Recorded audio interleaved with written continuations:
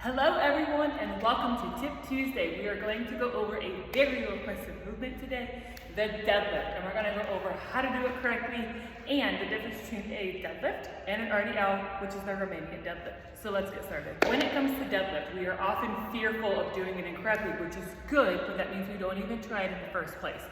When we think about the deadlift, a deadlift is literally lifting dead weight off the floor. So something that does not have balance, does not have momentum given to it, it reflects daily life.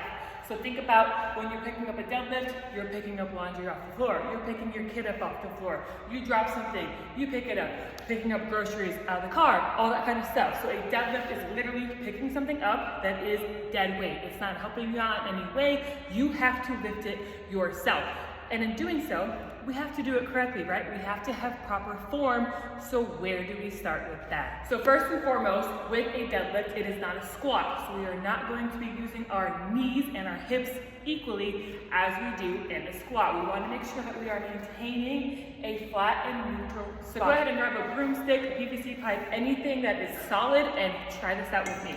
When we set up for a deadlift, and in order to keep our proper form, you want to think about all places of your spine maintaining contact with whatever piece of equipment you're using right here. So for me, I'm going to place that bar right against my tailbone, all the way up to hitting my neck, and it's also hitting the middle of my back, okay? If we start arcing our back too much, we are losing that bar completely. So you are going to pelt your pelvis, bring your ribs down, keep your core engaged, and now we have a nice flat back as we get ready to hip hinge. So we are hinging through the hips. A deadlift is a hip hinge movement. Drive the movement down and up versus our legs when we squat. So let that hip go back as if a band is around your waist and someone is pulling from behind.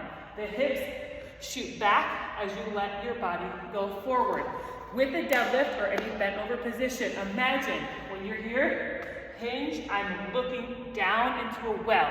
I'm standing at the edge of a well. I'm trying to see the bottom of it. So I'm hinging, looking as far into it as I can without tipping over. Keep that in mind as we try our deadlift setup with the actual bar when you are lifting in the deadlift. You want to make sure that your hands are right below your shoulders and your feet are hip width apart. When we squat, we're out here because our hips are dropping down through our legs.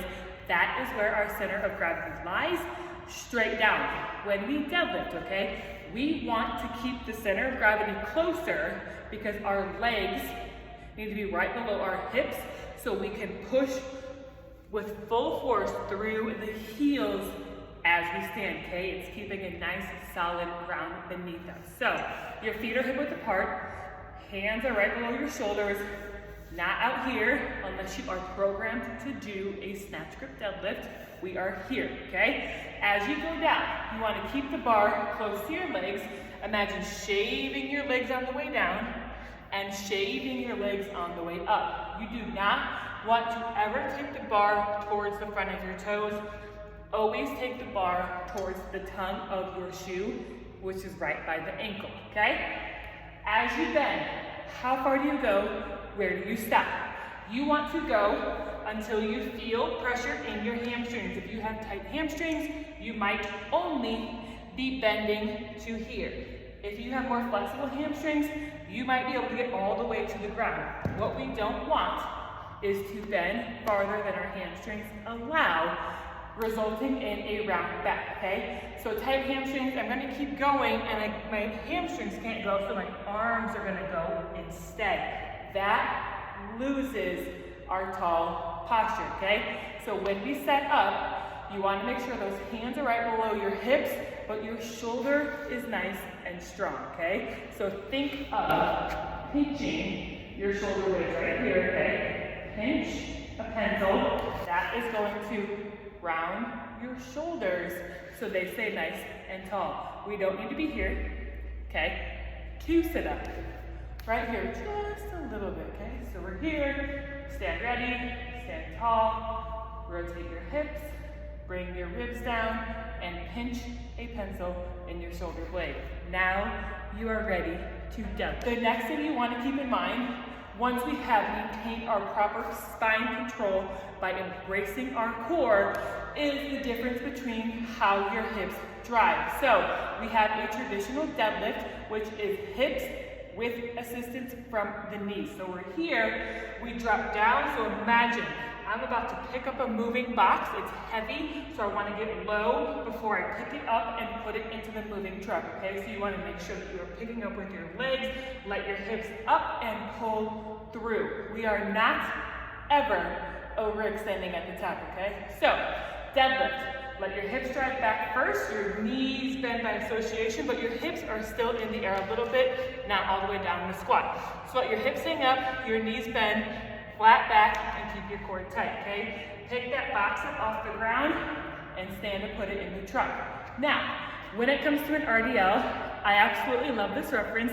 We're gonna do the bend and snap. Think of Legally Blonde, Reese Witherspoon, this is for you. So, the bend and snap, right? The bend and snap is the bend and snap. When we do that with a deadlift, we are keeping our hips in the air a little bit more.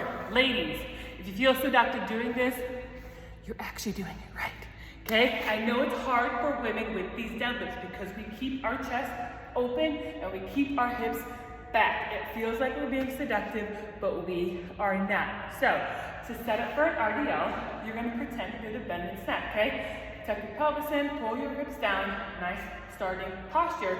Feet are hip width apart. We are going to bend, okay? So keep those hips tall. Show off the back of your legs, show off the glutes, okay? Nice hamstring stretch, bend and snap, but not like actually snap, okay? Control the movement up and down, okay? So hips back, bend and snap. That's the RDL, okay? Pick the moving box off the ground, bend and lift.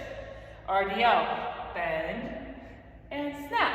Pick the box up, bend and snap. The final question is, what weight do you start with? Start light, start with the bar. If you get to a point where you can do 10 reps, increase marginally. So maybe put some 10-pound plates on it. You can do 8 to 10 more of those, you can increase again. You might feel a little bit of pressure in your back, especially on the days following your first deadlift, and that is okay because the deadlift works 80% of the muscles in your body. That does include our back, okay? If you start to feel pain in your back too much, it is because when you're here, you have started rounding, losing the strength from these muscles and placing it all in that lower back. So, the deadlift is good for everyday life. You want to set it up correctly, you want to perform it correctly, and you will be at less risk of injury when you do things like moving, taking the laundry upstairs, taking groceries inside. Less risk of injury there, and honestly, just more muscle. Nice and strong. So, if this was helpful, drop a comment, your favorite emoji. If you want me to expand on it further, I'd be happy to. Thank you.